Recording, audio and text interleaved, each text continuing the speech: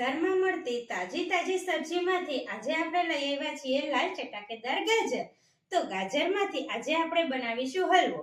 Generally તો ગાજરનું આપણે salad પણ ખાતા હોઈએ છીએ, પણ નાના બાળકો જો સલાડ ન ખાય તો તેની આપણે સ્વીટ બનાવી અને તેને ખવડાવી શકીએ છીએ.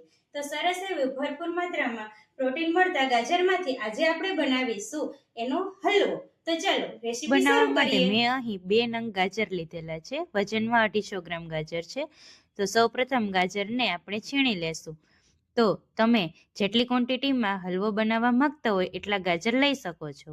ગાજર છીણાઈ ગયા પછી તેમાં 1 મોટો ચમચો ઘી મૂકી અને ગાજરને છીણી લીધા હતા તેને આપણે શેકીશું. સરસ એવા ઘીમાં ગાજર શેકાય ત્યારે ખૂબ સરસ એવી સ્મેલ આવે છે.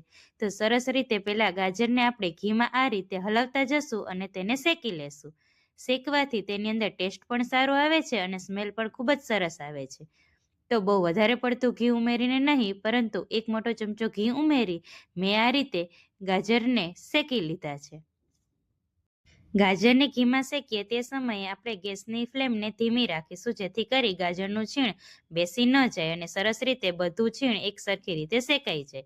તો તમે જોઈ શકો છો જેમ જેમ ગાજર શેકાશે તેમ તેમ તે થોડું પતલું થવા લાગશે અને સરસ રીતે તેનો કલર પણ બદલી જશે.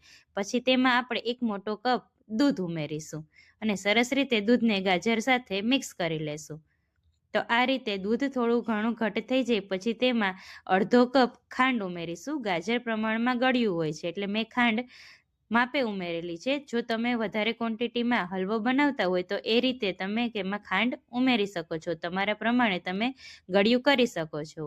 સરસ એવી ખાંડ આપણી એકદમ ચાસણી આવી જાય તેવી થઈ જાય, ખાંડનું બધું પાણી છે તે બળી જાય અને દૂધ પણ બળી જાય તે પછી તેમાં આપણે દૂધની ફ્રેશ મલાઈ એડ કરીશું. 2 મોટી ચમચી મેં અહીં મલાઈ ઉમેરેલી છે.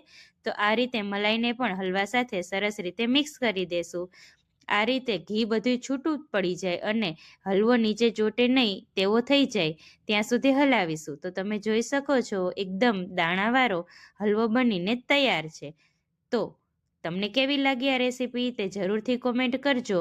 અને મલાઈ નાખવાથી તેમાં અંદર જોઈ શકો છો તેવા ઝીણા ઝીણા દાણા થઈ જાય છે. તો એ હલવામાં ખૂબ જ સરસ ટેસ્ટ આવે છે. તો ફ્રેશ મલાઈ જરૂરથી એડ કરવી. તો તમને આ રેસીપી કેવી લાગી તે કોમેન્ટ કરવાનું ન ભૂલતા. ઉપરથી આપણે મનપસંદ ડ્રાયફ્રૂટને એડ કરીને સર્વ કરીશું. તો તમે જરૂરથી કોમેન્ટ કરજો, ટ્રાય કરજો એક વખત.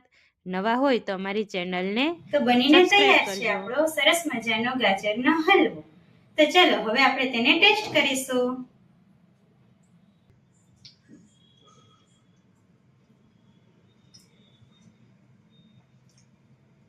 વાવ, મારો હલવો તો મસ્ત બનીને તૈયાર થઈ ગયો છે.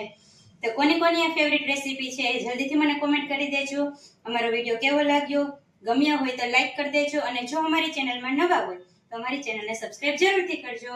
ફરી મળીશું નવી રેસીપી સાથે. ત્યાં સુધી બાય બાય.